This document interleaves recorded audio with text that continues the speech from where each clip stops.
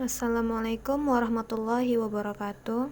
Kami dari kelompok 10 akan membahas tentang sains dan teknologi dalam Al-Quran yang beranggotakan Rizka Anissa Putri, Surganda Sitompul, dan saya sendiri Syahida Fiddarain, dengan mata kuliah Al-Quran dan dosen pengampu Bapak Muhammad Saleh. 1. Pengertian sains dan teknologi dalam Al-Quran. Sains yang asalnya dari bahasa Latinnya yaitu scio, scire, dan scienta adalah pengetahuan. Sedangkan teknologi adalah sesuatu yang dapat meninggikan harkat umat manusia. Selain itu juga, teknologi juga dapat dikatakan sebagai penerapan ilmu pengetahuan.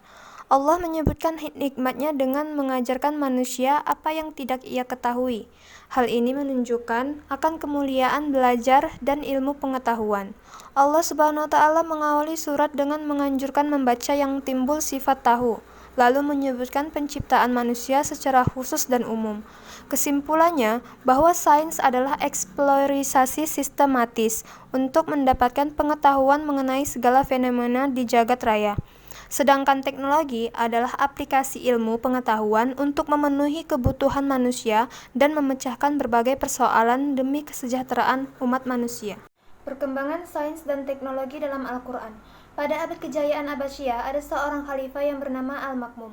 Ia merupakan khalifah ketujuh dari Bani Abbasiyah.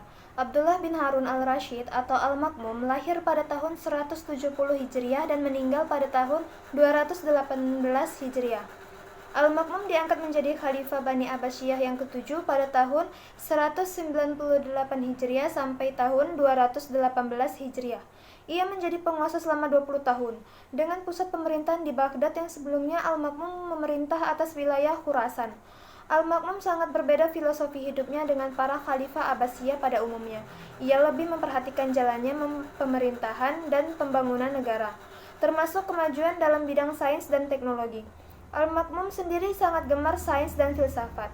Hal ini merupakan salah satu faktor yang mampu menggerakkan umat Islam untuk kemajuan sains dan teknologi dengan pesat. Al-Makmum yang termasuk salah satu khalifah Abbasiyah yang cenderung berkarakter baik, memikirkan kemajuan kekhalifahan Islam, kemajuan sains dan filsafat, serta mampu menghindari perilaku yang bertentangan dengan syariat Islam. 3. Pandangan sains dan teknologi dalam Al-Quran. Al-Quran merupakan landasan pertama bagi hal-hal yang bersifat konstan dalam Islam. Oleh karena itu, telah banyak dilakukan studi yang menyoroti sisi kemujizatan Al-Quran, antara lain dari segi sains dan teknologi. Ini banyak mendapat perhatian dari kalangan ilmuwan. Penggalian ajaran-ajaran yang ada di dalam Al-Quran sangat menarik sekali kalau dilihat dengan kacamata ilmiah. Makin digali makin terlihat kebenarannya dan makin terasa begitu kecil dan sedikitnya ilmu manusia yang menggalinya. Seperti tersebut dalam surat Al-Isra ayat 70. Dan sesungguhnya telah kami muliakan anak-anak Adam. Kami angkut mereka di daratan dan di lautan. Kami beri mereka rezeki dari yang baik-baik dan kami lebihkan mereka dengan kelebihan yang sempurna atas kebanyakan makhluk yang telah kami ciptakan. Quran Surah Al-Isra ayat 70. Dapat dipahami bahwa manusia perlu dilengkapi dirinya dengan sains dan teknologi karena mereka adalah pengelola sumber daya alam yang ada di bumi. Akan tetapi mereka juga harus memiliki landasan keimanan dan ketakwaan. Pengertian biologi dalam Al-Quran. Sesungguhnya dalam Al-Quran, perkataan hayat yang artinya hidup atau bio diulang sebanyak 216 kali yang didapati dalam berbagai surah. Antaranya, Allah menurunkan air hujan dari langit dan menyebabkan bumi yang dari sebelumnya keadaan mati atau tidak subur. Tiada Tuhan melainkan Dia, yaitu Allah yang berkuasa menghidupkan dan mematikan.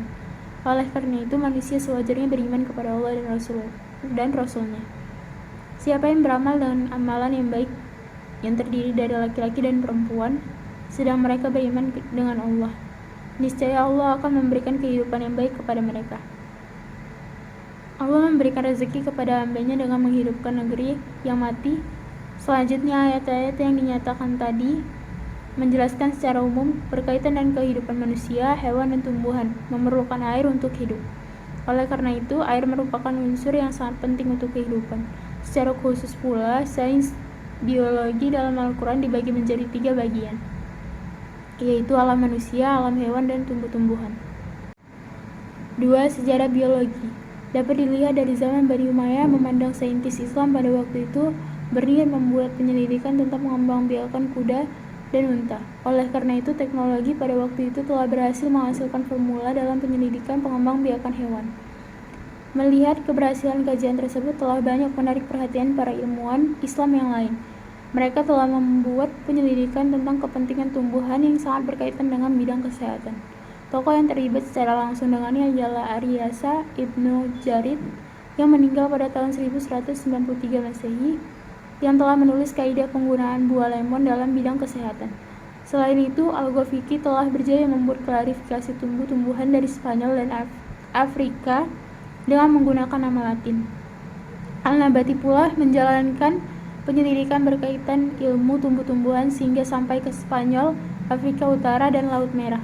Usaha tersebut diteruskan oleh murid beliau, Al-Baitar, yang meninggal pada tahun 1248 Masehi. Demikianlah hasil dari presentasi kami. Assalamualaikum warahmatullahi wabarakatuh.